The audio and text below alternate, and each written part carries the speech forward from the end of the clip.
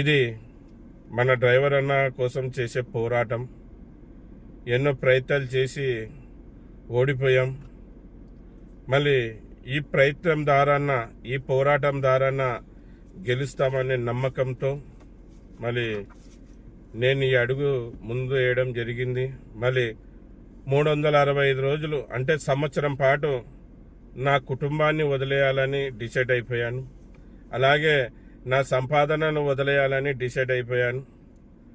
మళ్ళీ నేను ఇంత చేస్తున్నాను నా కోసం కాదు, మన అందరి డ్రైవర్ల కోసం. మళ్ళీ మీరు సపోర్ట్ చేయండి అంతే. మీ దగ్గర ఏం డబ్బులు అడగడం లేదు, ఏం అడగడం లేదు. ఖచ్చితంగా సపోర్ట్ చేయండి.